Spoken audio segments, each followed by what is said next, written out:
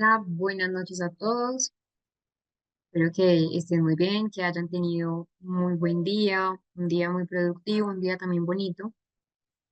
Gracias a todos por conectarse el día de hoy y bueno, también para las personas que nos ven en diferido, que sé que son bastantes los que quizás no se pueden conectar directamente a la clase, pero nos ven y repasan la temática posteriormente. Vamos a continuar con lo que veníamos entonces trabajando ayer. Ayer revisamos algunos componentes sumamente indispensables para lo que es la terapia cognitivo-conductual, especialmente de la segunda ola o la segunda generación, esos modelos de la segunda generación. Revisábamos lo que eran las creencias irracionales de Albert Ellis, que de hecho son maravillosas, en total son 11, pero posterior él las reúne en tres creencias irracionales básicas.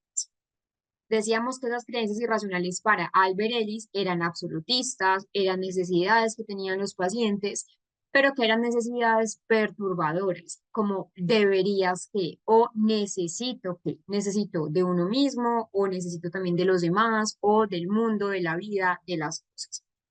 Y también empezamos a hablar que se pueden relacionar estas actitudes de exigencia, estas actitudes de necesidad perturbadora con las distorsiones cognitivas. Es decir, las creencias irracionales van a facilitar las distorsiones cognitivas. Si bien estas creencias irracionales son más de Albert Ellis, de esa terapia racional emotivo-conductual, y lo que son las distorsiones cognitivas son de esa parte de Beck, ambas se van a relacionar. Y empezábamos también a comentar lo que era la terapia cognitiva de Beck, donde proponíamos o revisábamos que desde esa terapia cognitiva, desde ese modelo, el sufrimiento se da por una interpretación, una valoración que es subjetiva, que hacemos de un suceso, de una actividad, de una persona, y no como tal por el suceso mismo. Entonces decíamos algo que es una situación, que es la situación o ante un evento o alguna actividad. Incluso antes de nosotros emitir una respuesta, ya la estamos clasificando, ya la estamos interpretando y evaluando positiva o negativamente. Y que de allí, de estas distorsiones cognitivas, son errores en el procesamiento de la información, errores en el procesamiento cognitivo, que son equívocos, que no son objetivos, que son errores en el procesamiento y que aparecen de forma en pensamientos automáticos, que son pensamientos negativos, pensamientos súbitos que no controlamos y que provocan una emoción y una conducta inadecuada en los pacientes. También relatábamos los tres mecanismos responsables de la depresión según Beck, del mundo, de nosotros mismos y del futuro, que podríamos llamar que es la triada cognitiva, es decir, tres formas de pensamiento negativo que van a mantener esta conducta o esa emoción negativa en los pacientes con depresión.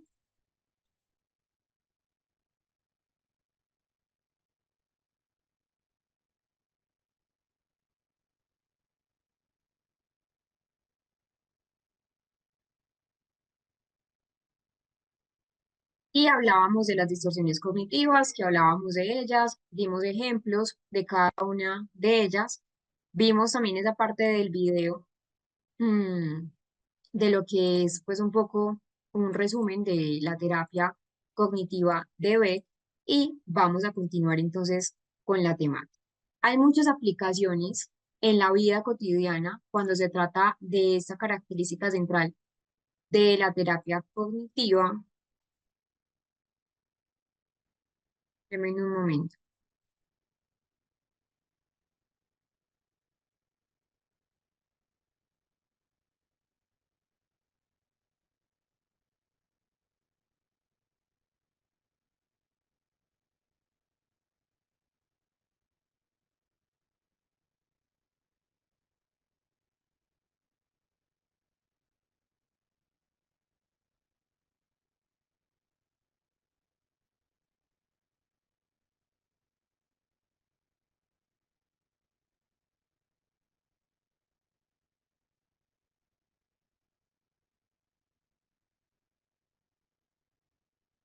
Entonces, mencionábamos que había muchas aplicaciones y ejemplos de lo que es esta terapia cognitivo de Beck.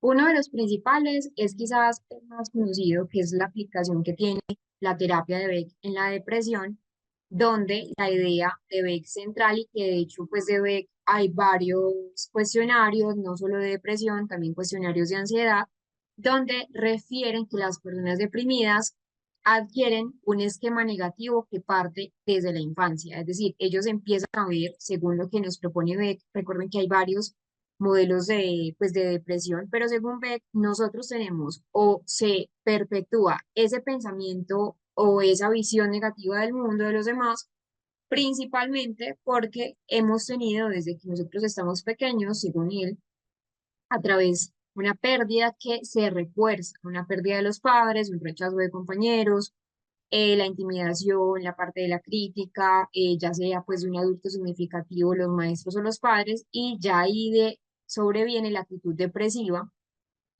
Y cuando la persona con tales esquemas previos en la infancia, según Beck, se enfrenta a una situación más o menos similar, supongamos, en el colegio fue una persona que le hicieron bullying. Cuando ya entra al entorno laboral o en una educación superior como en la universidad, nuevamente se encuentra con esas dinámicas de pronto de relacionamiento a través del bullying, es allí donde nuevamente se despiertan o nuevamente se van a originar esta parte de la condición original. Se asemeja a la condición original de bullying o de abandono o de muerte y es allí donde nuevamente se activa ese esquema o esa distorsión.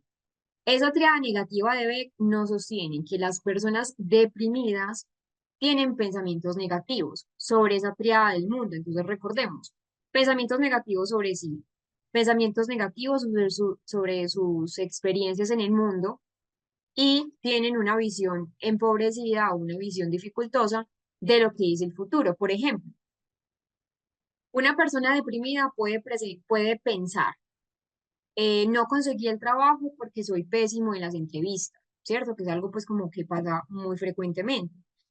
A los entrevistadores nunca les gusto y nadie querrá contratarme. Ahí estoy viendo una visión, una triada. No conseguí el trabajo porque es que soy pésimo en las entrevistas. Una visión negativa de mí, pues de la persona, ¿cierto? A los entrevistadores nunca les gusto, entonces es una visión negativa de los demás y del mundo. Y acá viene esa parte negativa del futuro, que cuál sería, nadie querrá contratarme. El futuro, está hablando de lo que va a pasar. Entonces esa triada se mantiene y, por ejemplo, en la misma situación, una persona que no está deprimida le podría pasar esa misma situación y podría pensar algo un poco más objetivo. Entonces, la entrevistadora no me estaba prestando mucha atención, tal vez ya tenía alguien más en mente y la entrevista fue algo más formal. Eh, la próxima vez voy a tener mejor suerte, voy a seguir intentando. Entonces, miren que acá es una visión diferente. Nuevamente me voy a devolver a lo que nos decía entonces Beck, lo que es esto. Lo que es el sufrimiento se da por la interpretación y la valoración subjetiva que nosotros hacemos de los sucesos y no el suceso mismo. Entonces viene muy similar a esto que ya vimos, a lo que son las distorsiones cognitivas que se refuerzan en la depresión con esa triada clásica de la que les estoy mencionando.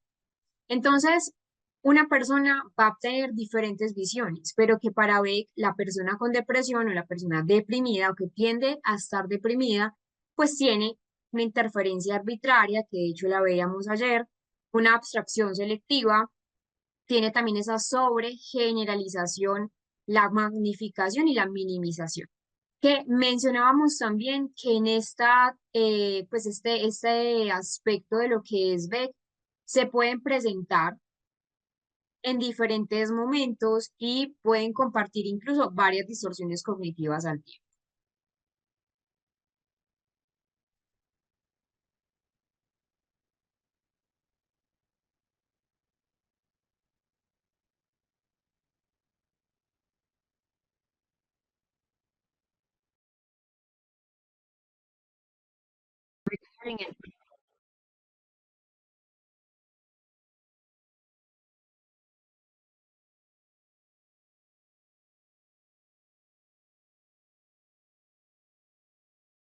Tenemos entonces una aplicación de lo que es la terapia de Ellis y el modelo basado en la terapia cognitiva de Beck. Las aplicaciones no solamente están basadas en la parte clínica, de hecho también hay muchos estudios que nos han mostrado que en la parte académica también se puede. Les voy entonces a narrar, mientras ustedes van viendo esta diapositiva, en qué otros ámbitos podemos encontrar una utilidad en la terapia cognitiva de Beck. Como ya hemos visto, como lo vimos al final de la clase del día de ayer y como ya hemos visto en este principio de la clase, la terapia cognitivo de Beck es un enfoque también basado en esa identificación, en esa reestructuración del pensamiento de nuestros pacientes, es decir, la idea es reestructurar la forma de pensar disfuncional del paciente que va a influir de manera negativa, en este caso en los pacientes, la emoción y va a desencadenar en conductas o comportamientos que son desadaptativos. Beck, sí, o esta terapia y la aplicación de la terapia se basa en una idea de que los pensamientos automáticos negativos van a generar y son los que van a reforzar y mantener, de hecho, los trastornos emocionales como la ansiedad y como la depresión. Hay muchas aplicaciones de la terapia cognitiva de Beck. De hecho, no es solamente en el ámbito clínico como lo acabamos de observar en la depresión. De hecho, tenemos una aplicación cognitiva en los trastornos de ansiedad, como en las fobias, como en la ansiedad generalizada, como en el TOC, donde la idea es identificar esa reestructuración, esos pensamientos catastróficos en los pacientes. Por ejemplo, si hablo en público, hablo es ridículo, que es una distorsión cognitiva y un pensamiento que es automático en los pacientes que tienen, por ejemplo, una fobia social o una ansiedad generalizada. Entonces, si aplican esas técnicas, por ejemplo, de exposición gradual, que son las que vamos a ver en el módulo número 3 para afrontar miedos que son irracionales. La idea es trabajar en esa tolerancia a la incertidumbre que hay en la ansiedad y reducir esa hipervigilancia que tienen las personas ansiosas. También en otros trastornos, como los trastornos de la personalidad, ejemplo, el trastorno límite de la personalidad, el TLP, aunque no es la única o no es como la terapia o el modelo predilecto, porque vamos a ver que para el TLP es más una terapia contextual de tercera generación. Acá también la idea es, en la terapia específica para una persona con trastorno de la personalidad TLP es modificar esas creencias que son disfuncionales en el paciente sobre lo que tiene del yo de los demás, de, del futuro. Un ejemplo que puede decir un paciente con TLP: si me rechazan significa que no valgo nada. Eso, miren que es una distorsión cognitiva. Se enseña entonces al paciente que tiene TLP estrategias de regulación emocional, de resolución de problemas, habilidades también sociales, fomentar el desarrollo de un autoconcepto y una autoestima mucho mejor. Para los trastornos alimenticios también se pueden identificar, bueno, mientras tanto, como les mencioné, mientras se lo relataba, van leyendo pues como este pues que es una investigación que se hizo, pero como les mencionaba, también en los trastornos alimenticios, entonces en la anorexia, en la bulimia, en el trastorno por atracones de comida. La idea es identificar el por qué esos pensamientos que son distorsionados, esos pensamientos que están alterados en los pacientes que tienen un trastorno alimentario y que de hecho eh, han subido en cuanto a la prevalencia ahora. Hay muchos pacientes y sobre todo adolescentes consultando por trastornos alimentarios, especialmente bulimia. Y la idea es cuál: identificar esos pensamientos que son distorsionados sobre la imagen corporal. Un ejemplo: si aumento de peso, nadie me querrá. Si aumento de peso, no voy a estar pues como en la vanguardia social. Entonces, la idea es trabajar en la autoestima, en esa autoaceptación, en el autoestima y en el autoconcepto que van a tener los pacientes. Normalmente los pacientes con trastornos pues, de la conducta alimentaria tienen un esquema pobre de sí mismos y la idea es que ellos empiecen primero cambiando sus pensamientos distorsionados. Y lo otro es que empiecen a desarrollar hábitos alimenticios mucho más saludables, estrategias también de afrontamiento que no sean de autosaboteo, como en los atracones de comida.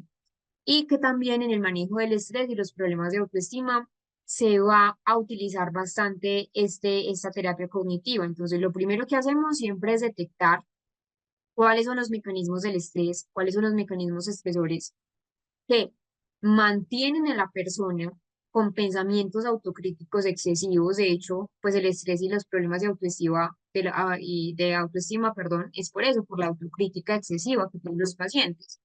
Fomentar esa reestructuración cognitiva para que, para reducir ese impacto del estrés y al fin y al cabo mejorar la vida cotidiana, mejorar la autocomprensión y un esfuerzo, pues un refuerzo positivo en los pacientes. Un ejemplo, en un caso, por ejemplo, de ansiedad social, que fue el que les mencioné. Una persona evita reuniones sociales, incluso reuniones con amigos, porque piensa, voy a decir algo muy bobo o voy a decir algo muy tonto y todos se van a reír de mí. ¿Cuál sería la intervención puntual en este caso que les menciono de ansiedad social? Entonces, identificar estas creencias irracionales, estos pensamientos distorsionados y desafiarlos para darle entonces nuevas herramientas al paciente con un caso de ansiedad social de exposición progresiva, es decir, es combinar modelos y técnicas. De hecho, hay otra práctica y es en el caso de insomnio, por ejemplo, por ansiedad, que pues, de hecho es bastante general. Un paciente que no puede dormir porque piensa o rumia, si no descanso bien todo el día, será un desastre. Si yo no duermo, si yo no me duermo en este momento, todo el día va a ser un caos. No va a dormir porque está rumiando. Entonces, la intervención es primero cuestionar, enfrentar esa parte de la catastrofización que veíamos ayer y aplicar técnicas de relajación y reestructuración cognitiva. Y en el caso, por ejemplo, de la depresión, ¿cómo se aplicaría? Un paciente con depresión va a pensar en un pensamiento pues distorsionado de los que veíamos ayer. Soy un fracaso, nada me sale bien. ¿Cómo sería una intervención en este tipo de pacientes con depresión? Entonces, he logrado cosas en el pasado y puedo mejorar con esfuerzo. Esa es la idea central.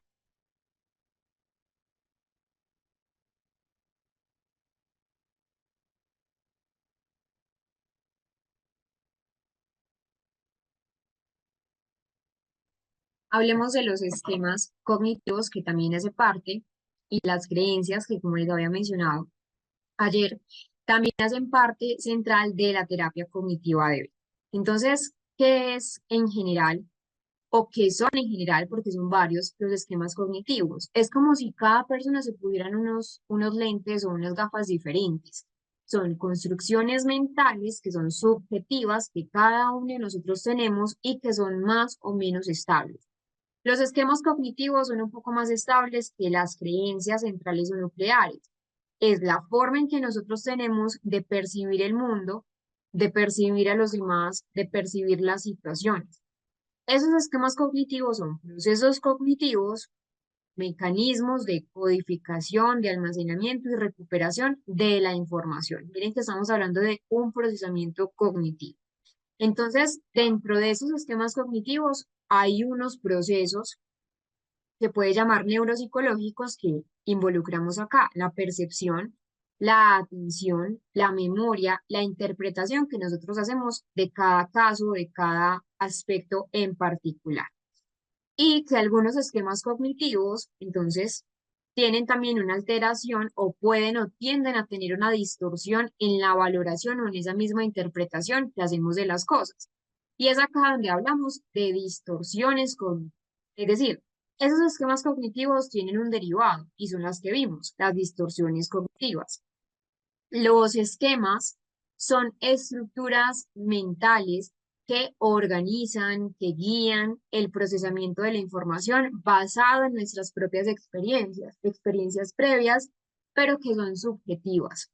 Yo puedo tener una misma experiencia que haya tenido otra persona que de pronto eh, se crió conmigo, pero nunca vamos a tener la misma percepción de las cosas, la misma estructura mental. Es decir, son patrones, esos esquemas cognitivos son patrones de pensamiento que influyen en la percepción, influyen en la interpretación y esa respuesta ante diferentes situaciones.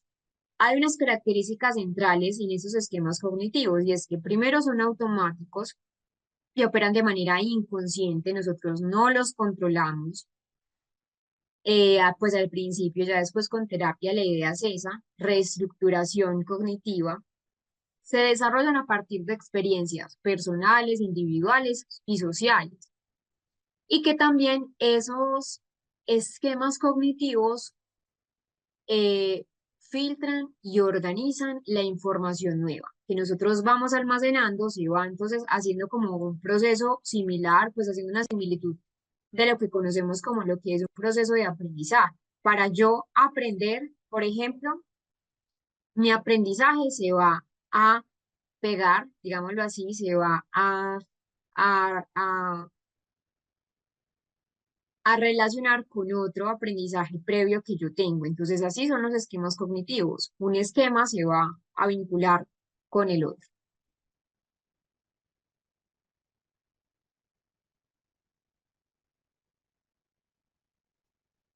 En general, lo que nosotros entendemos por esquemas cognitivos pueden ser adaptativos o incluso pueden ser desadaptativos. Como les dije, no todos van a tener una alteración, no todos tienen una consecuencia de una distorsión cognitiva, no todos tienen una valoración, digamos, distorsionada del mundo. Hay esquemas cognitivos que nos permiten ser sumamente funcionales, pero que hay otros que son esos esquemas desadaptativos tempranos, pues que realmente no es un concepto tan central o tan arraigado a lo que es Beck, este concepto, pues que de hecho hay dos tipos de esquemas cognitivos, que como les mencioné en un principio, no nos lo propone Beck, nos lo propone otro autor, que hay esquemas adaptativos, pero hay otros esquemas que son desadaptativos, tempranos, los CDT. Esos CDT, los desadaptativos tempranos, es un concepto propuesto más adelante por Jeffrey Young, donde él nos decía que hay una terapia de esquemas, que son patrones rígidos, esos esquemas desadaptativos tempranos, que surgen en la infancia y que pueden generar dificultades emocionales. De hecho, este concepto se va a relacionar mucho con un concepto que vamos a entrar a conocer, que es el concepto de las creencias nucleares o centrales. Pero también nos dice que hay otro tipo de esquemas cognitivos que son esquemas más adaptativos, que nos facilitan a nosotros como seres humanos en el entorno en el que estamos comprender y adaptarnos mucho mejor. Eh, bueno, aquí digamos que saliéndome un poco del tema, pero que también se va a relacionar con este patrón o este parámetro de los esquemas cognitivos, no principalmente propuesto por Beck, como les menciono, pero sí por Jung. Él nos dice, bueno, hay 18 esquemas que son desadaptativos y que son tempranos. El OCDT, entonces dice, bueno, hay una desconexión y un rechazo, por ejemplo, que es el abandono, la desconfianza, mm, la pues un sentimiento de defectuosidad, una percepción de defectuosidad. Hay otro esquema que él nos mencionaba, pues que también tiene que ver con esa parte central de una autonomía y un desempeño alterado, entonces sentirse abandonado o sentirse dependiente de los demás, sentirse vulnerable, fracasados, y que la idea, bueno, y que realmente pues hay otros, pero la idea central de los esquemas y la terapia cognitiva es que en esos esquemas, por ejemplo, de Jung, que se relaciona también mucho con esa parte de Beck, se trabaja en la identificación, siempre identificarlos y modificar esos esquemas desadaptativos para mejorar una regulación emocional y esas relaciones interpersonales.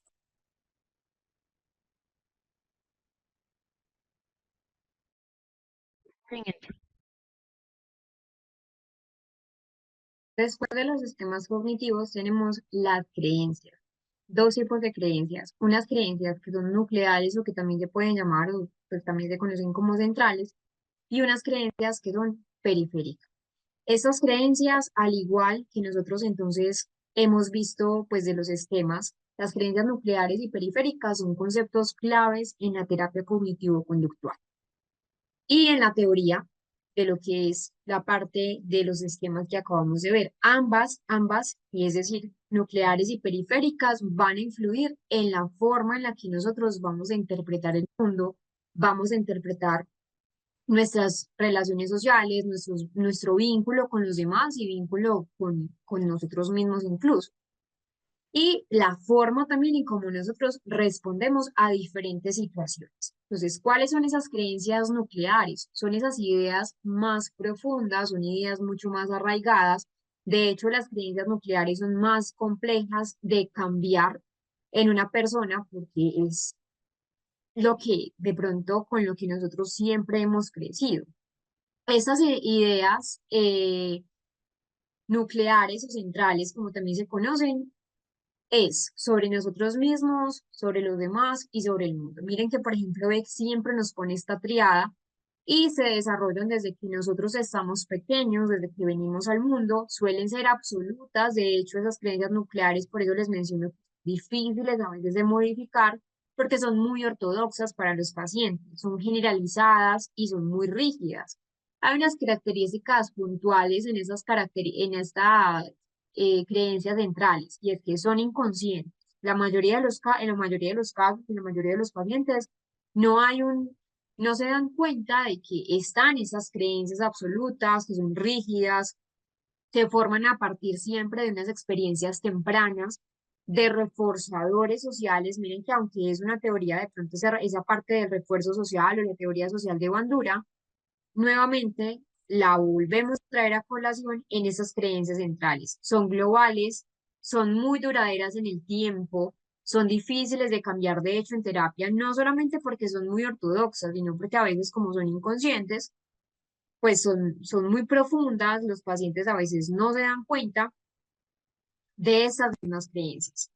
Es en lo que nosotros creemos, influyen en nuestra autoestima, en la regulación emocional y de hecho se activan esas creencias centrales o nucleares en situaciones de estrés o en situaciones conflictivas.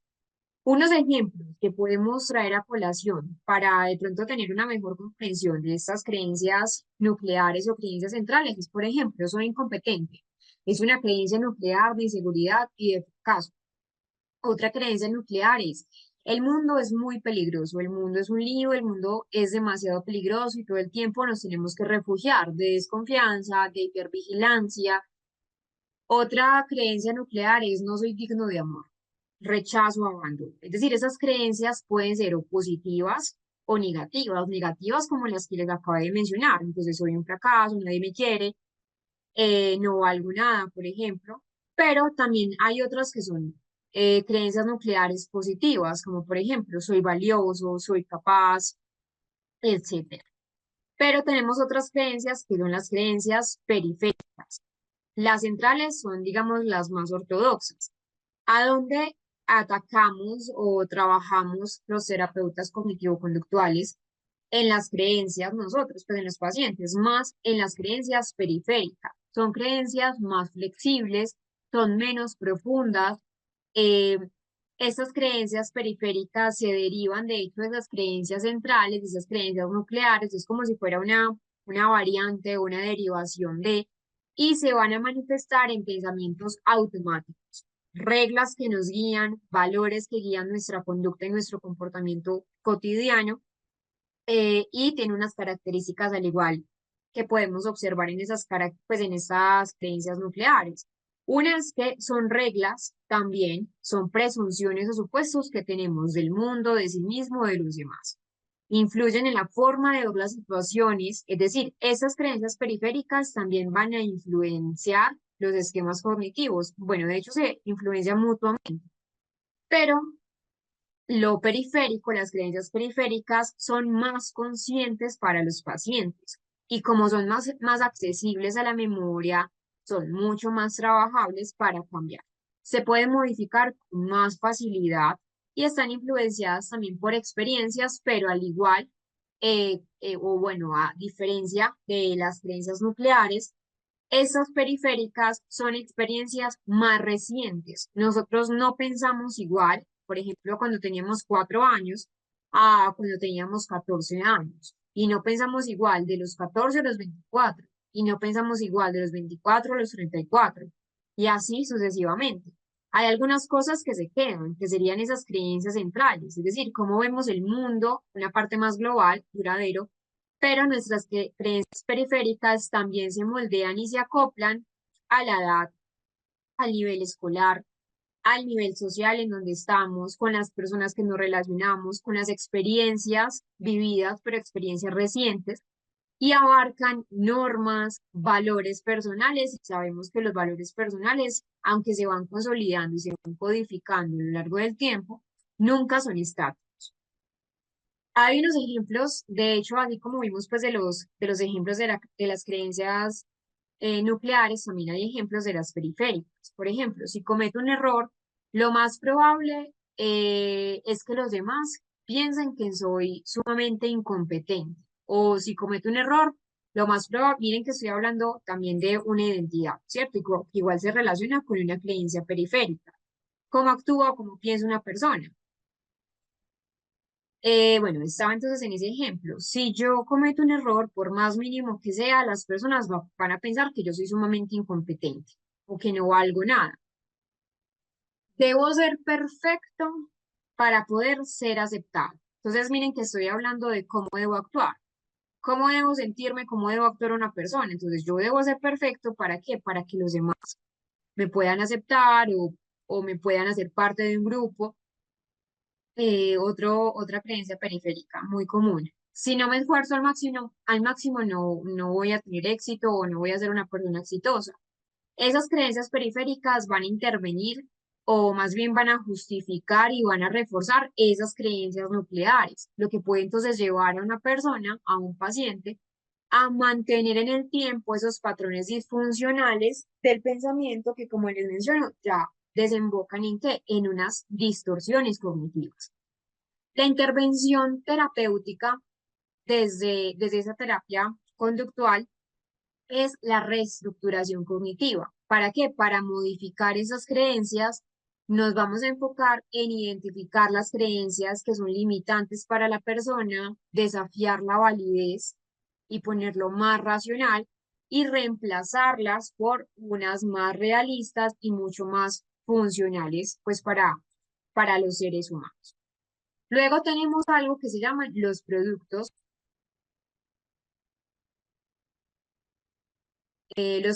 cognitivos, que hacen referencia a los pensamientos, a las imágenes que resultan de la interacción de esa información proporcionada por una situación.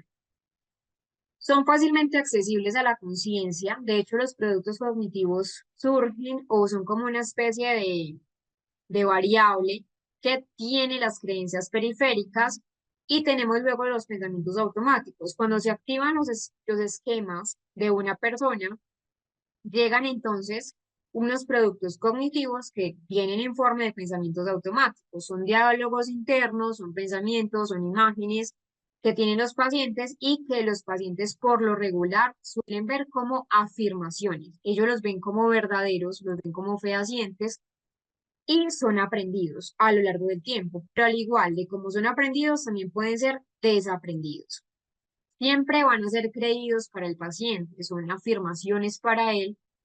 En muchos casos, de hecho, para los pacientes si no han ido a terapia, no son fáciles de detectar ni tampoco de modificar ni controlar si no hay un factor externo que le diga, bueno, mira, estás teniendo ese pensamiento automático cuando pasa esto o cuando estás frente a esta situación y llegan de forma involuntaria, de forma espontánea y generan en el paciente una situación eh, de disconfort.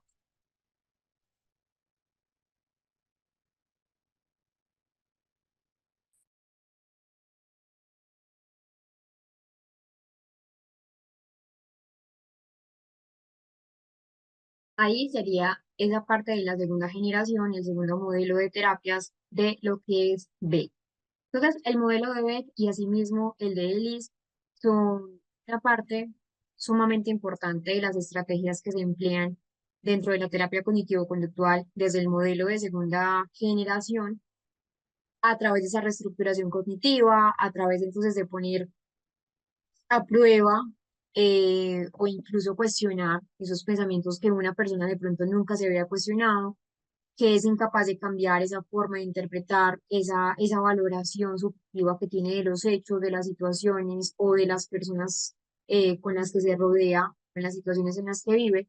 y de esta manera reestructurar la parte cognitiva, es decir, estimular en la persona para que logre ella darse cuenta, que logre identificar y así que logre modificar los esquemas de pensamiento que pues son desorganizados, que le traen pues un sistema desadaptativo en la vida cotidiana y que se ve a sí mismo, al mundo y a los demás también, pues al futuro, de una forma más realista, más objetiva y sobre todo más adaptativa. Son terapias de entrenamiento en habilidades para que los pacientes logren afrontar y logren manejar situaciones eh, que a veces no pueden resolver o que incluso para ellos son sumamente dificultosos. Este sería el proceso de la segunda generación.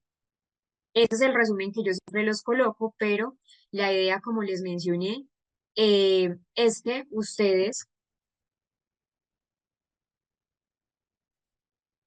eh,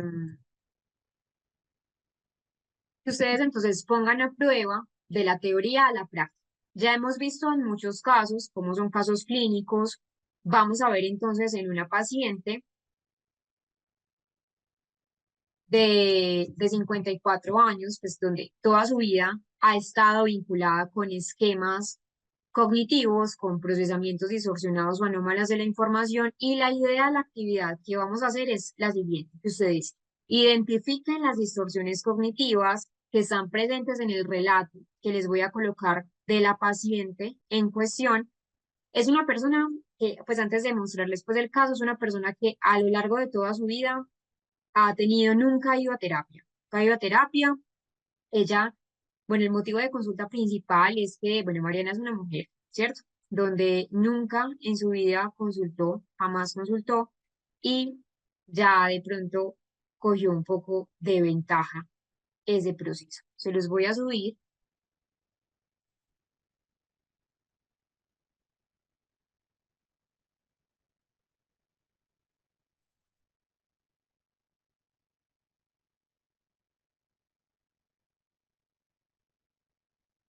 se los voy a subir al material opcional para que, así como hemos hecho con los demás, sé que ya muchos tienen el material, ya a muchos también se los han pasado. Entonces allí lo vamos a tener y lo vamos a hacer. ¿Cuál es la idea? Lo primero que ustedes van a hacer es que igual tienen las notas que ya hemos hecho, ¿sí? Lo que son las distorsiones cognitivas en el relato entonces de la paciente.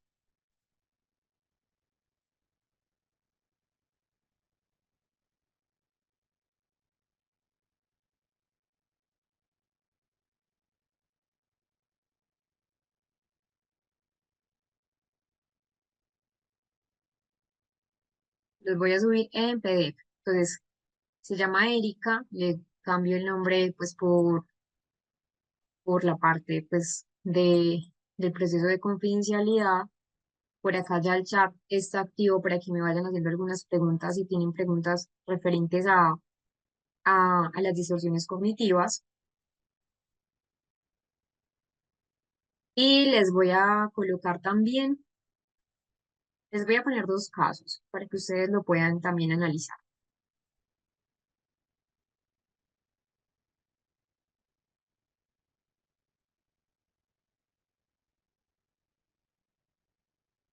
La sesión grabada del día de hoy, Ruth, no.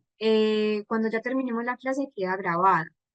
Estaría la de ayer y la de antier, perdón, la de ayer y la del sábado.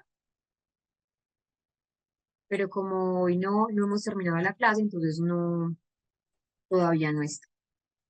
Y les voy a colocar de pronto una trampita, como se dice por ahí, en el caso, ya les estaba anotando lo que son las distorsiones cognitivas, por si, pues sé que muchas personas de pronto en el afán de su día a día cotidiano no toman nota para que lo puedan tener.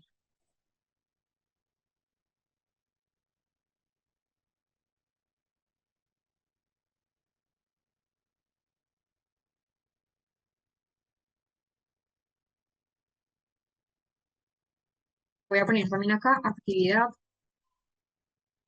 de 7 minutos para que lo podamos realizar. El caso se llama Erika, así como ya hemos hecho en los otros En los otros componentes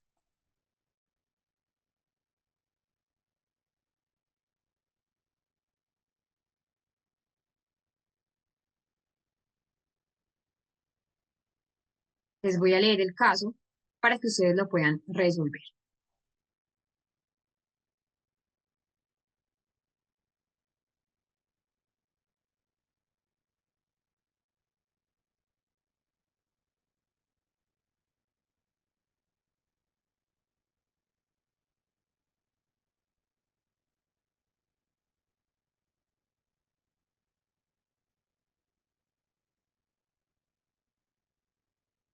Ese es el primero que les voy a montar, se los voy a subir al chat, perdona, al material opcional.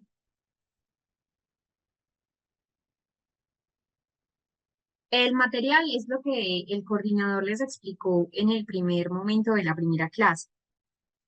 Pues la idea es que ustedes se comuniquen con Paula Contreras, ella les explica cómo pueden acceder a este material de clase.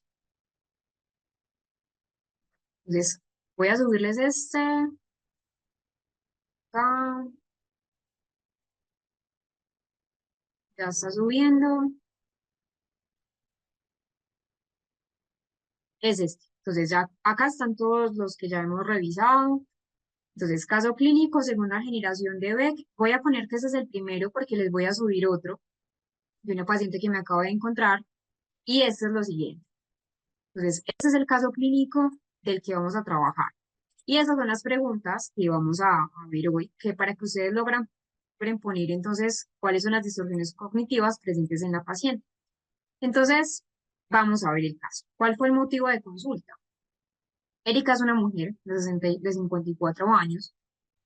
Acude a consulta psicológica refiriendo un estado de ánimo deprimido, ansiedad que de hecho pues era muy constante en ella, dificultades en su vida cotidiana, realmente tenía pues una insatisfacción bastante amplia, tenía una insatisfacción con su vida.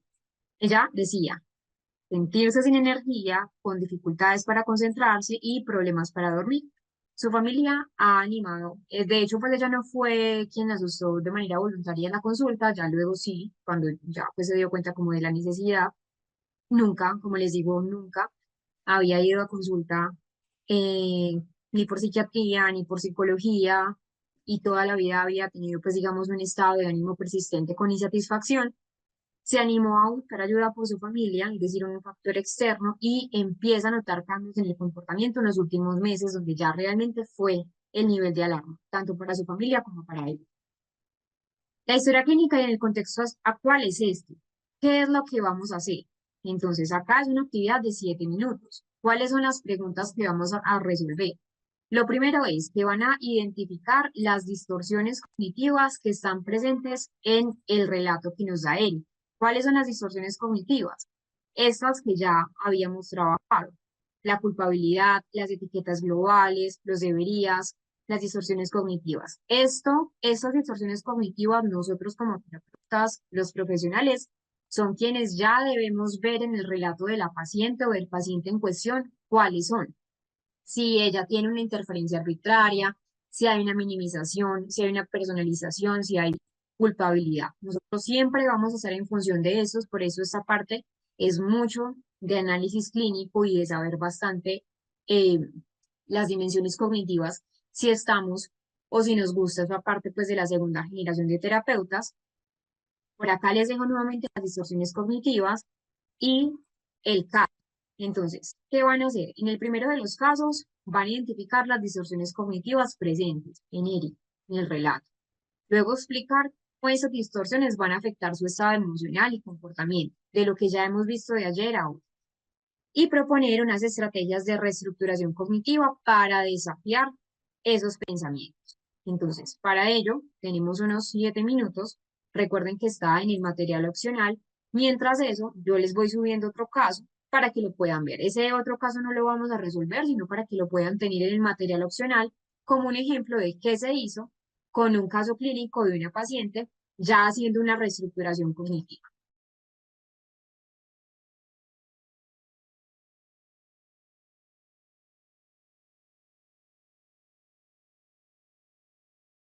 Vamos a, eh, vamos a darle solución. Mientras entonces ustedes de pronto van terminando, les voy a mostrar que les coloqué la solución del caso clínico. Igual lo vamos a resolver, pero les voy entonces a mostrar dónde está esa. Camilo por acá también nos está colocando algunas respuestas que hizo y tenemos lo siguiente. Entonces, Erika, como les había mencionado, nunca en su vida fue a terapia, de ningún modo, ¿sí?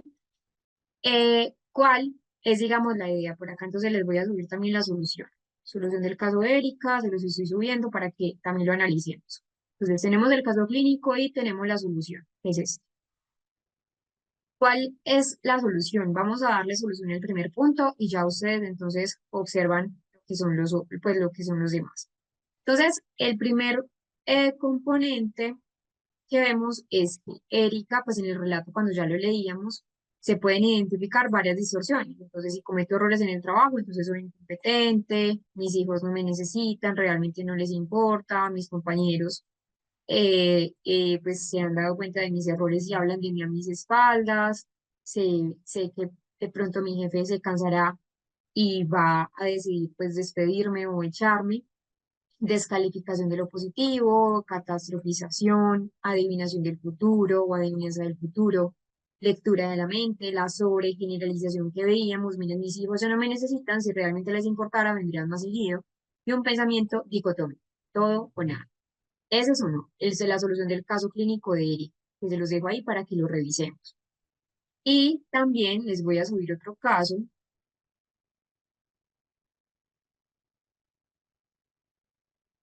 se va a llamar Beck, caso clínico sin resolver, porque no está resuelto, es para que ustedes lo pongan en práctica. ¿Qué es esto? Está acá. Entonces miren el otro caso clínico. Mariana es una mujer de 32 años. Acá pues solamente está ese. Pongo Beck, segunda generación, caso clínico sin resolver. Es una actividad complementaria para que ustedes sepan que está allí, para que ya cuando terminemos pues lo pueden eh, tener. Entonces, Mariana es una mujer de 32 años que cuida consulta psicológica porque se siente constantemente triste, ansiosa y con una fuerte sensación de fracaso durante la sesión. Relata lo siguiente. Ese es otro caso. Siempre he sido mala para todo. En mi trabajo, aunque intento hacer las cosas bien, sé que en cualquier momento me van a despedir. Mi jefe me dijo que hacía un buen informe pues la semana pasada. También es como el trabajo. Bueno, acá. También soy un desastre en mi vida personal. Miren, por ejemplo, esto. ¿Cuál es la idea? La idea es que ustedes entonces subrayen esos absolutos. Entonces, soy un desastre. Hace unos meses terminé la relación de 4 años y eso confirma lo que siempre he pensado. Miren acá, lo que siempre he pensado. No soy digna de amor. Eso, obvio que pues es obvio que nadie querrá estar conmigo a largo plazo. Miren que ahí en ese caso es muy notorio lo que son las, las distorsiones cognitivas que ya hemos venido trabajando. Entonces les dejo ese caso clínico ahí, la resolución del caso de Erika, para que podamos entonces dar una consecución a lo que es el componente de,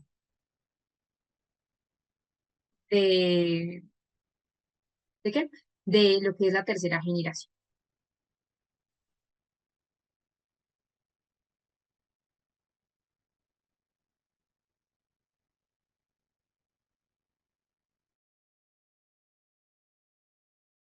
Este es el enlace del video que acabamos de ver sobre un resumen de lo que es la terapia cognitivo-conductual.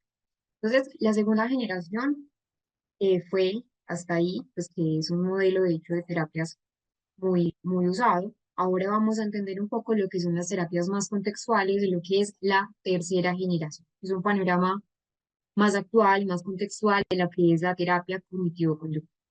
Esa tercera ola o tercera generación de terapias son aquellas que son más elaboradas bajo un modelo o bajo una perspectiva de una necesidad de establecer una aproximación más contextualizada. Por eso se llaman también terapias contextuales, De hecho, las terceras generaciones o los modelos de terapia de tercera generación son más holísticas, una visión más holística, no tanto monista de un paciente, que tenía de pronto, pues era una visión más monista de la primera generación. No sé si ustedes pues, lo logren recordar, que ya lo habíamos mencionado. Pero acá es mucho más holística, una visión del paciente más contextual, se tiene en cuenta entonces los síntomas, el problema del paciente, la situación vital del paciente, los valores que tenga el paciente, cómo es la vinculación que tenga el paciente con el entorno.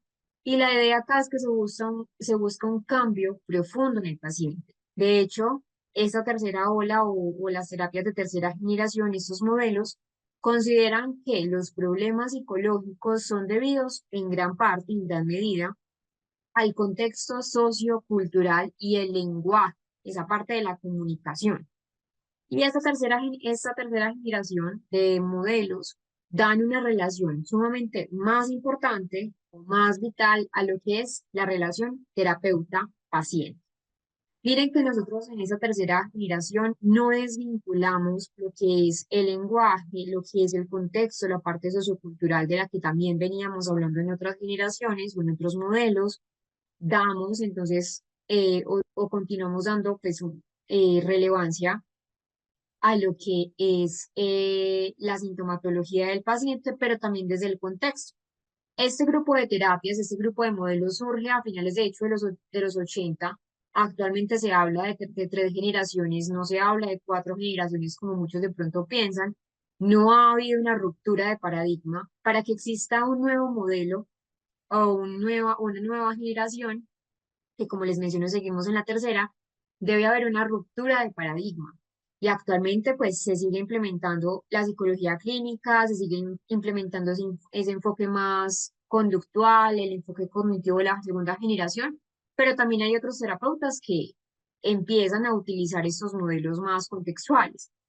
Entonces, las nuevas propuestas o la nueva propuesta de la tercera generación de la terapia tiene un interés por fomentar esa relación entre la psicología básica y la psicología aplicada al contexto. Es decir, las terapias de tercera generación se orientan hacia, pues, hacia la aplicación de estrategias que han sido validadas todas empíricamente, desde la primera hasta la tercera generación, todos han tenido validez empírico y que también se usan test clínicos donde ya se ponen en evidencia esas razones de la efectividad de la tercera generación. También importante es que ya acá hay una consolidación mucho más amplia de lo que son los objetivos, ya este grupo de terapias aumenta la flexibilidad psicológica, eh, ya menciona lo que son las sensaciones, lo que son los pensamientos, las sensaciones en cuanto a esa fisio, actividad de nuestro sistema. La terapia de tercera ola, pues es una nueva generación, es una nueva mirada. De hecho, pues actualmente la terapia cognitivo-conductual está constituida como una de las principales psicoterapias, como les menciono, esta es la más reciente. Eh, Hay un abordaje desde el sufrimiento, pero desde la aceptación del malestar, que de hecho es la terapia de aceptación y compromiso que vamos a ver. Sigue poniendo en interés lo que es el contexto, lo que es la función de los eventos en nosotros como seres humanos y también entiende la conducta como emoción, como pensamiento, como sensación de la psicoactividad, de la parte psicofisiológica y las respuestas que nosotros tenemos. Hay una influencia sumamente grande de lo que son las terapias de tercera generación del lenguaje. Estas son las tres que más se han trabajado, que son la terapia de aceptación y compromiso, la ACT, la terapia dialéctico-conductual, la TDC o DBT, como se conoce, pero el DBT son las siglas en inglés, que el mindfulness. Acá la idea de esta tercera ola o tercera generación es hacer un énfasis especial en estudiar en el paciente aquello que le ocurre, esa relación con el contexto, con el lenguaje, con las sensaciones. Y digamos que ha sido un poco criticada desde muchas otras perspectivas, desde de pronto muchas otras incluso corrientes psicológicas, esa tercera generación criticada, pero pues también, entre otras cosas, también ha sido bastante aceptada. Pero ¿por qué ha sido criticada? Incluso pues por otros modelos terapéuticos, porque hay una influencia filosófica por ejemplo, el mindfulness, que se basa en la filosofía Zen, donde es una filosofía oriental en ese desarrollo de estrategias donde se aplican bastante frecuentes en la tercera generación. Entonces, actualmente es muy común que en consulta, desde este modelo más contextual, se apliquen formas de meditación como el mindfulness, que de hecho es una herramienta fundamental y que está validada en un proceso científico en cómo nos relacionamos con el evento activador, con el evento, por ejemplo, eh, actual, la situación actual. Vamos a ir a nuestro descanso, a nuestro receso, y cuando regresemos vamos a conocer estos tipos de modelos o de terapias cognitivo-conductuales desde la parte más contextual.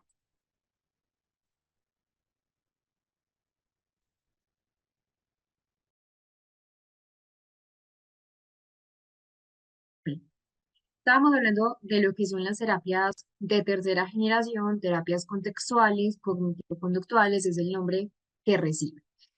Esas terapias de tercera generación se pueden recopilar en tres: terapia de aceptación y compromiso, terapia dialéctico-conductual y el mindfulness.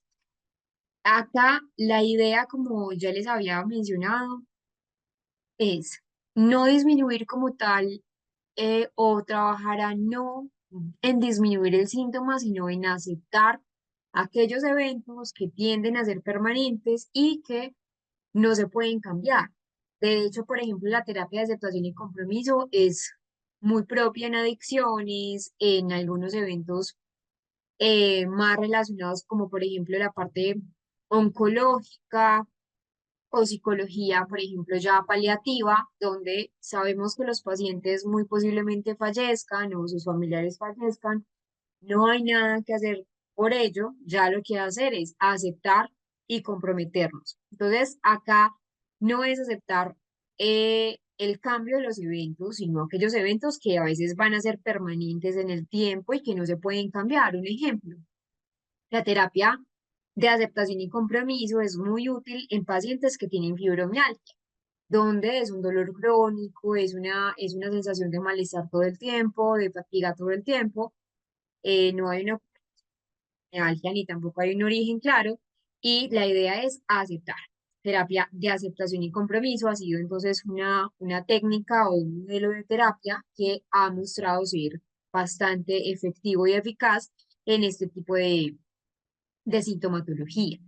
Parte del abordaje terapéutico en lo que son las terapias contextuales de tercera generación cognitivo-conductuales es construir el enfoque terapéutico debe orientarse en construir repertorios amplios de conducta en el paciente que le vayan a permitir adaptarse mucho mejor a la situación o a la realidad en la que él esté.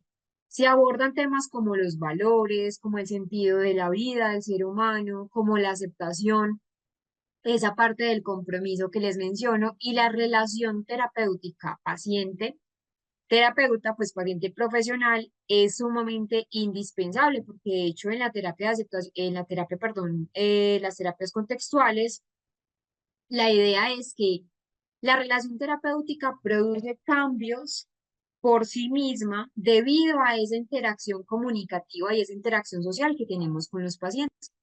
Veamos entonces un resumen de estos, aunque vamos a entrar a verlos puntualmente. Cuando hablamos de la terapia de aceptación y compromiso, hablamos que nos enfocamos más en los trastornos mentales desde una perspectiva del contexto y su función. Y se va a centrar en educar al paciente a reorientar su vida cotidiana, a reducir no tanto los síntomas del diagnóstico, sino ser conscientes del problema, saber que en muchos casos el problema va a estar, como en este caso que les menciono de la fibromialgia, y poder orientar esa vida a que sea mucho mejor, aceptando el problema. A veces, de hecho, y se ha notado que muchos pacientes no tienen como tal una dificultad en sí por el problema, sino por lo que piensan del problema. Y la terapia dialéctico-conductual, la DBT, por las siglas en inglés, empieza a desarrollar principalmente un enfoque terapéutico en el trastorno límite de la personalidad. No es el único enfoque. y no es la única problemática que se aborda en la DBT, en esta terapia dialéctico-conductual. Si bien empezó esta DBT para ese trastorno límite de la personalidad, ha mostrado ser bastante eficaz en otro tipo de diagnósticos psicológicos. La idea en la DBT, por ejemplo, en el TDAH. En el TDAH, igual también en el trastorno límite de la personalidad, es reducir esa impulsividad, tener un comportamiento un poco más estable. En el TLP, que es muy común las autolesiones, los autosaboteos, la ansiedad, la depresión, regularlos a nivel emocional.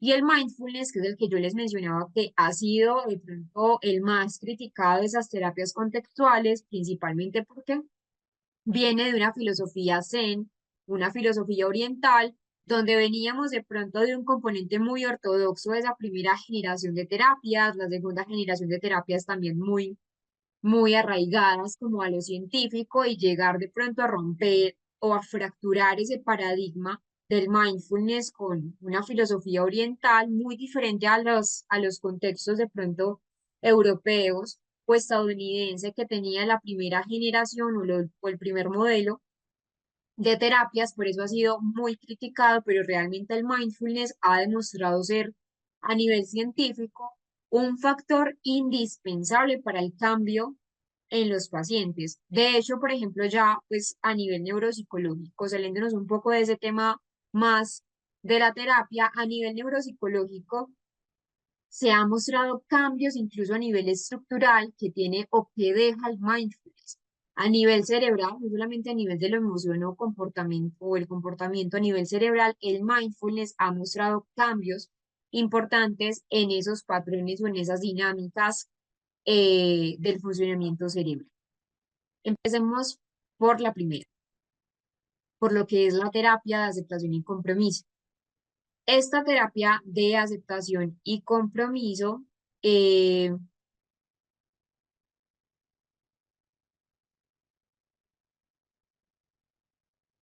en un momento.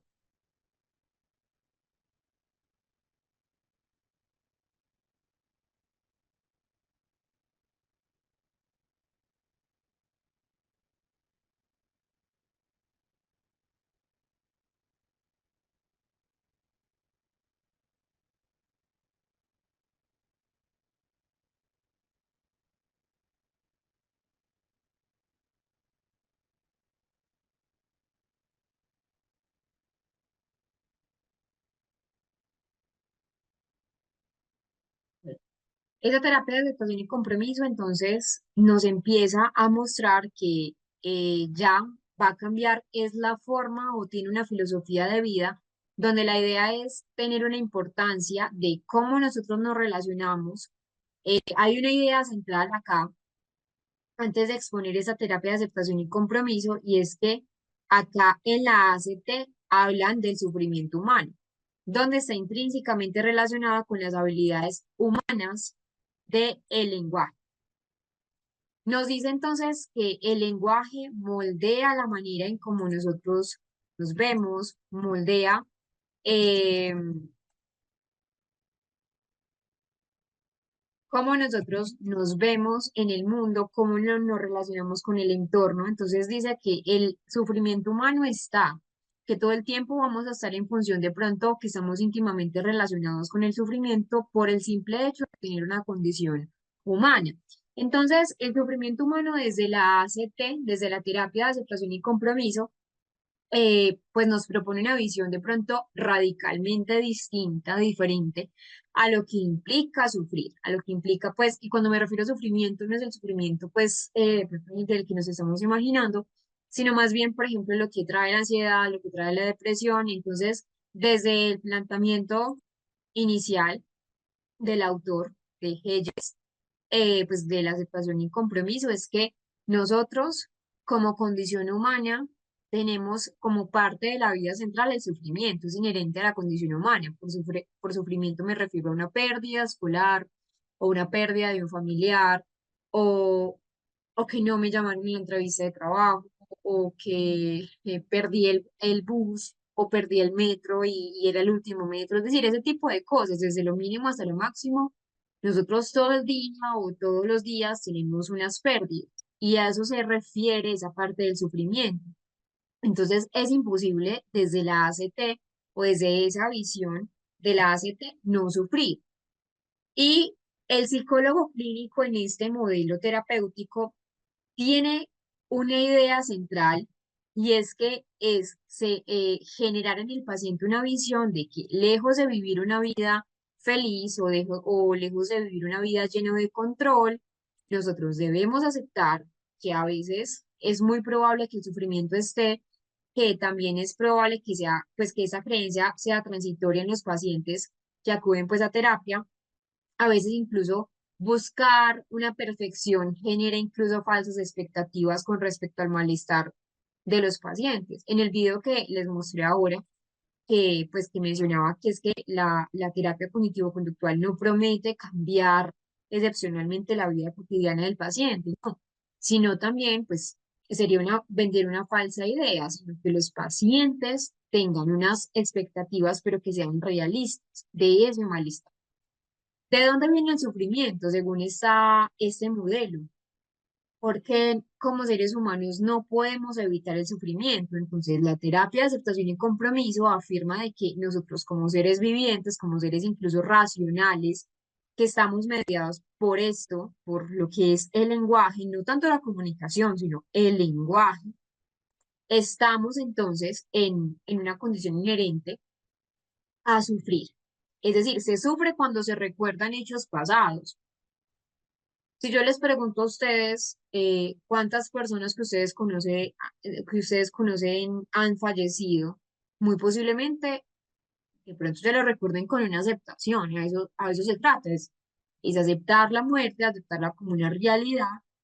Sí es un suceso que de pronto no es agradable para muchos, pero que la idea es esa, ser más objetivos con las visiones del mundo. Es decir, la ACT nos propone que ser seres verbales implica asumir como dos lados de la moneda, dos caras de la moneda. Por un lado, es innegable que ese desarrollo del lenguaje nos ha permitido sí alcanzar como seres humanos unos hechos significativos, pues en términos más evolutivos, pues habilidades como planear, como imaginar, como crear, como conocer, como enseñar, por ejemplo, que son destrezas pues que han influenciado el momento del desarrollo de los conocimientos, pero el otro lado de la moneda implica que ese lenguaje o implica comprender que el malestar o el sufrimiento hacen parte de nuestra condición humana y que también lo moldea el, el lenguaje, el lenguaje como tal.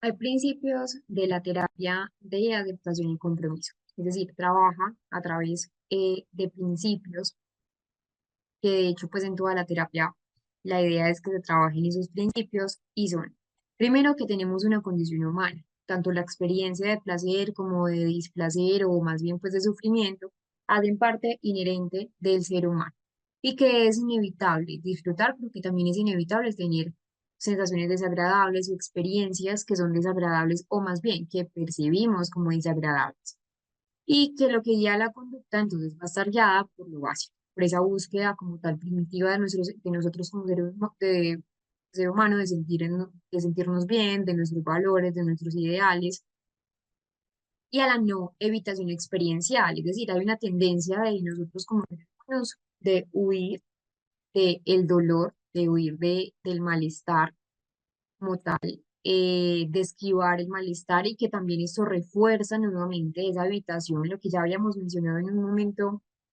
con la parte fóbica, que al intentar huir o al intentar desvincularnos de pronto del malestar, lo estamos reforzando. Y que hay una fusión cognitiva que consiste entonces en el error de tomar por cierto aquellas cosas que pensamos sin que realmente lo sean. La terapia de adaptación y compromiso es una forma de terapia muy conductual, pero que también está basada en la parte más de las sensaciones, de las emociones, de aceptar los pensamientos, de aceptar el ámbito emocional, en lugar de intentar controlar o eliminar todos los pensamientos que nosotros tenemos. Entonces, su objetivo principal es ayudar a los pacientes, a las personas a vivir de acuerdo a sus valores, aumentando esa flexibilidad cognitiva.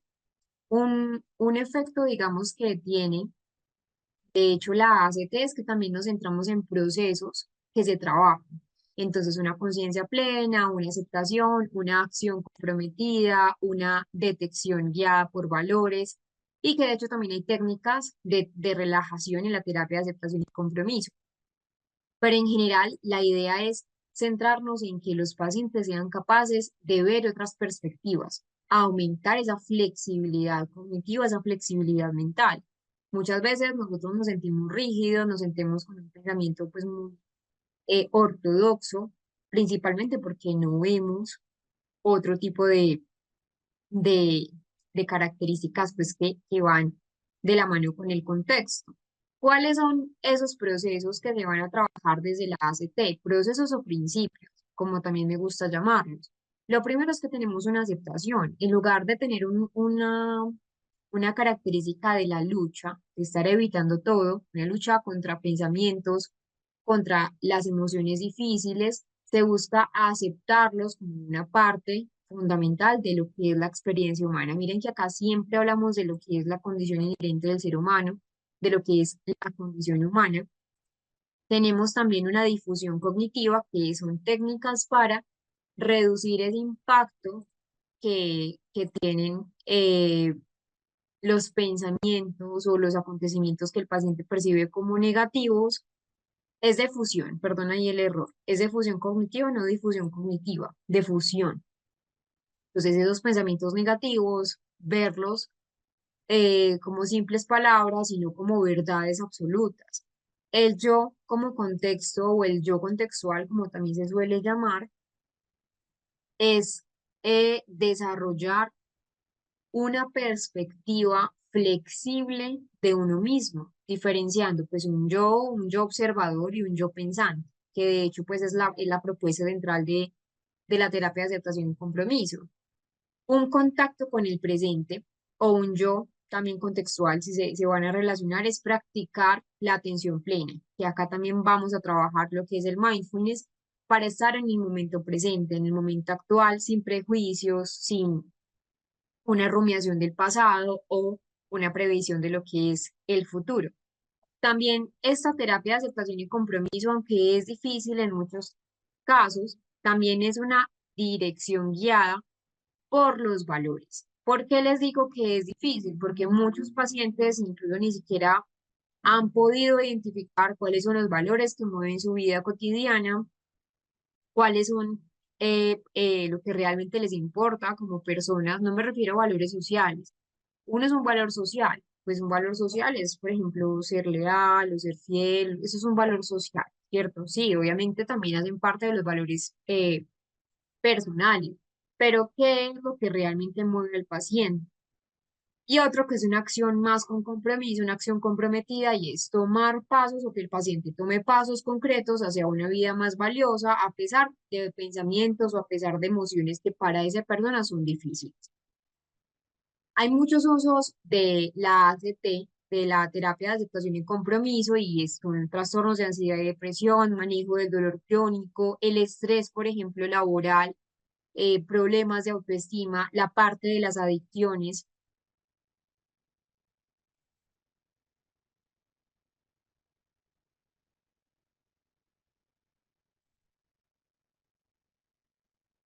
Pues la parte de las adicciones en fibromialgia, en el dolor crónico, como les menciono, en la parte más paliativa. Entonces, el uso de la terapia de aceptación y compromiso tiene muchos ámbitos. Siempre la idea central es aumentar esa flexibilidad cognitiva, esa flexibilidad a nivel psicológico de los pacientes, ayudándole, como les mencioné hace un rato, a dejar de luchar contra pensamientos, a dejar de luchar contra emociones difíciles y en su lugar actuar en una función de lo que realmente valoran, una acción comprometida y una dirección guiada por valores como les acabé de mencionar en los procesos. Un uso de la ACT, por ejemplo, en ansiedad y depresión, es que en lugar de intentar eliminar esos pensamientos ansiosos o depresivos, como de pronto lo veíamos en la primera generación o incluso en la segunda, que la idea de esto es que la persona aprenda a aceptarlos sin que interfieran en su vida. Se trabaja con esa difusión cognitiva que les acabo de mencionar para reducir el impacto que tienen en la calidad de vida de los pacientes. Otro ejemplo, en los trastornos alimenticios.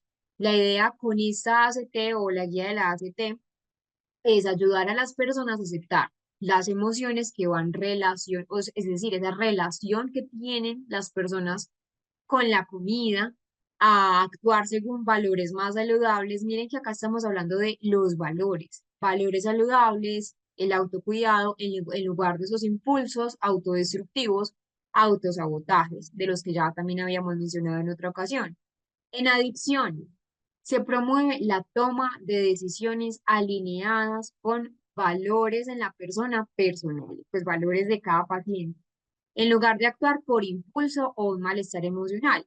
Y en el dolor crónico como fibromialgia, enfermedades terminales, pues enfermedades ya más de cuidado paliativo, es trabajar en la aceptación de ese dolor físico y la conexión con actividades mucho más significativas a pesar de ese malestar. El malestar siempre está, por ejemplo, en la fibromialgia, pero que la idea es trabajar en ese ámbito.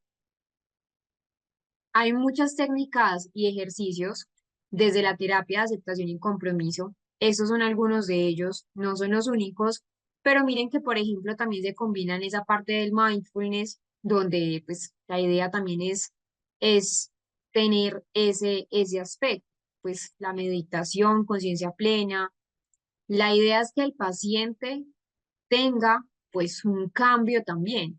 De hecho, hay unas técnicas que aunque las vamos a ampliar, más en nuestro módulo 3, una de las técnicas es metáfora de la terapia de aceptación y compromiso, donde se trabaja a través de las metáforas para cambiar esa perspectiva del paciente. Esta metáfora, esos son algunos ejemplos. La metáfora del ajedrez, se las voy a leer de manera puntual.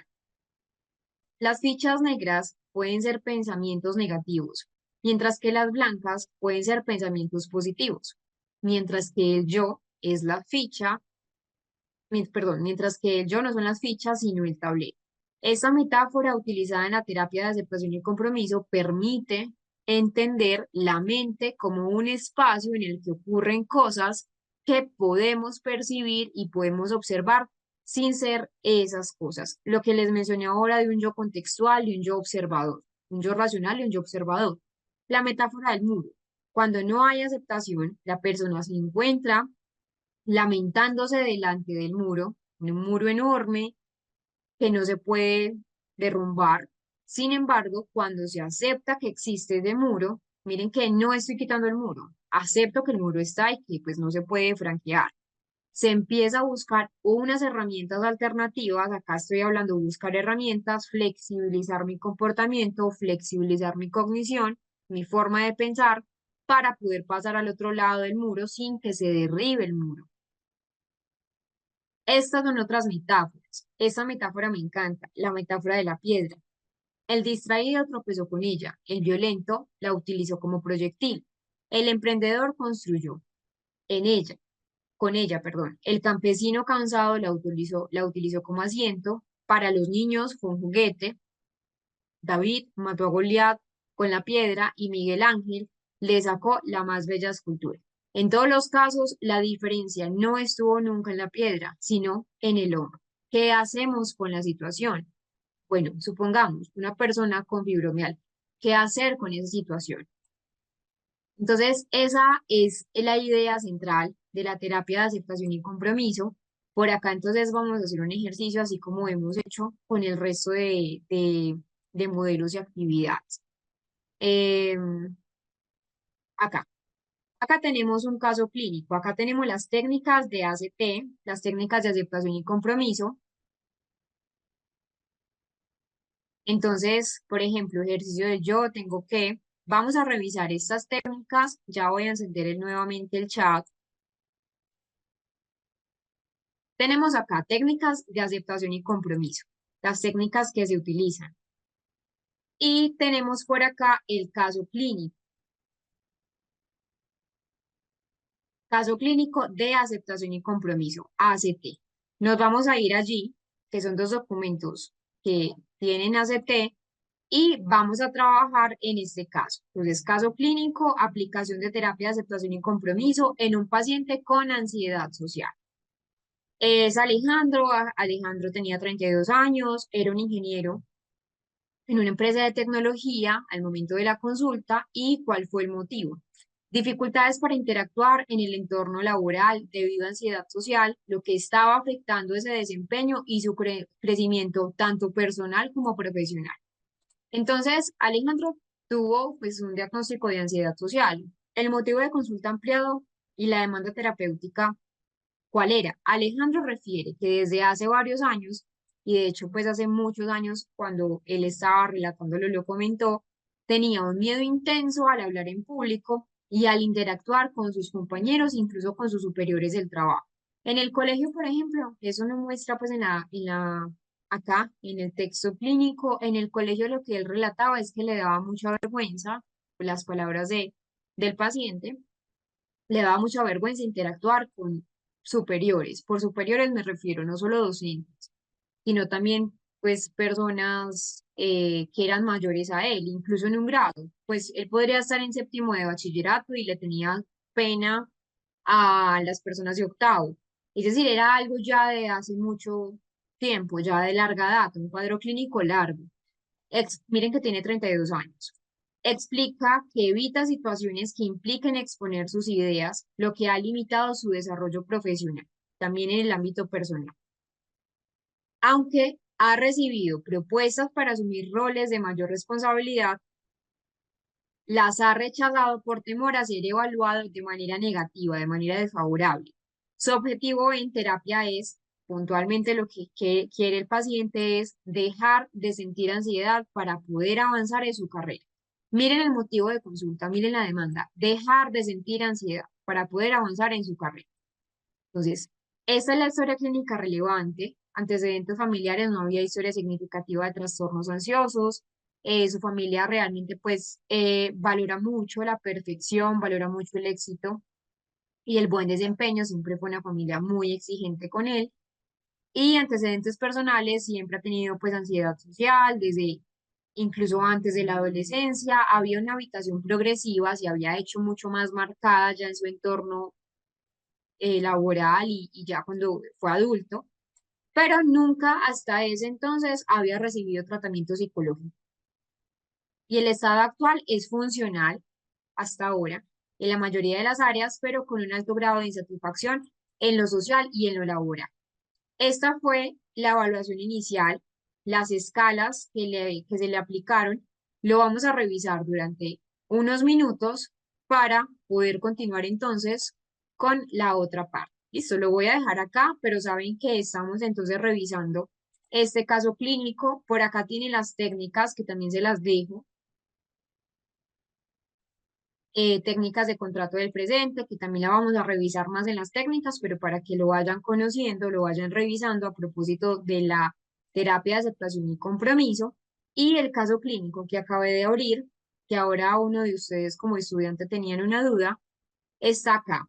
Entonces nos vamos a diplomado en terapia cognitivo-conductual. Aquí está todo, lo que ya hemos trabajado. Entonces módulo 5, módulo 1, libros generales que les coloco, pues que les voy como subiendo y está acá en ejercicios prácticos. Nos vamos acá y abrimos este. Caso clínico, ese es el que vamos a trabajar durante unos 4 minutos aproximadamente para ya continuar con el próximo modelo.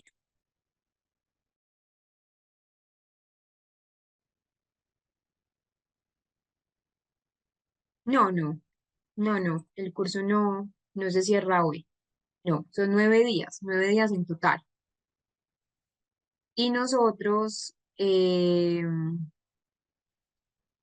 terminaríamos el sábado, ese sábado. Nosotros, por ejemplo, iniciamos el 13, el 13. Ya les voy a compartir.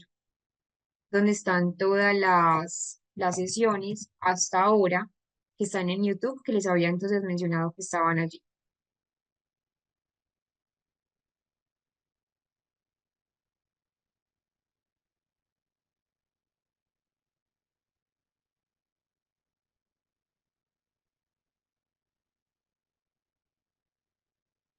Les voy a compartir las sesiones donde están todos. Recuerden entonces que se llama terapia cognitivo-conductual, con énfasis en métodos y técnicas de intervención. Nosotros iniciamos el trece que fue, pues fue un jueves. Entonces, nosotros tenemos clase jueves, viernes, sábado, el sábado 15 tuvimos clase, ahí ya irían 3 días, el lunes, que fue ayer 17 4, hoy es la quinta clase, todavía falta tiempo por recorrer. Les voy a compartir la primera la primera clase, pues donde está la playlist o el despliegue de la playlist para que puedas entonces ver toda esa parte. Todo lo que es con pagos y ese tipo pues como de situaciones es más con nuestra coordinadora.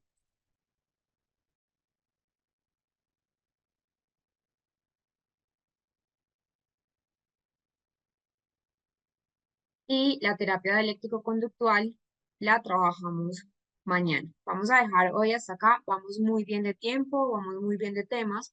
Vamos a dejar entonces hoy acá, sé que hoy ha sido un tema o un área donde le hemos trabajado mucho, pues como esa parte más académica. Igual, importante revisar también esa parte de los casos clínicos, tienen ahí unas actividades para que puedan hacer, que pues fue el caso clínico de María, que se los dejé abierto para que ustedes lo pudieran resolver. Vamos entonces a dejar hasta acá. Mañana vamos a trabajar esto. Espera entonces que lean un poco sobre lo que es DBT, esa terapia dialéctico-conductual, qué habilidades enseña, cuál es el significado, por ejemplo, de la terapia dialéctico-conductual, que de hecho pues fue conocida por ser una terapia que más apoyo empírico ha tenido en el tratamiento del TLP, de ese trastorno límite de la personalidad. Hablaremos también del TLP, qué pasa en el TLP, cuáles son los trastornos mentales también que se usan con la DBT. No es solamente única o eficaz en el tratamiento de la inestabilidad emocional o la desregulación emocional, no. De hecho, por ejemplo, en el consumo de sustancias psicoactivas, en los trastornos alimenticios, en el trastorno afectivo bipolar, en el TDAH, en otros trastornos disruptivos también del comportamiento, y la terapia cognitiva basada en el mindfulness, que siguen siendo pues terapias contextuales, terapias de tercera generación.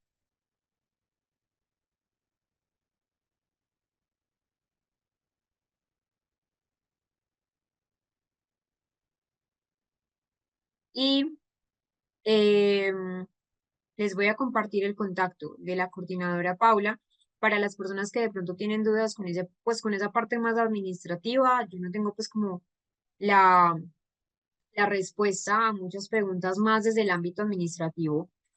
Entonces les voy a dejar acá el número de la coordinadora Paula Contreras para que le pregunten a ella esa parte pues como del material, el material de estudio o la certificación, que pues hay cosas que quizás no hay, pues no tengo como el conocimiento claro como tal, porque igual eso es algo más administrativo y yo soy más desde el ámbito académico. Entonces nos vemos mañana. Recuerden que les envié el enlace de las clases grabadas para que lo tengan muy presente y nos veremos entonces mañana. Espero que descansen. Bastante importante descansar para poder tener un buen proceso de aprendizaje. Ya, que estén muy bien.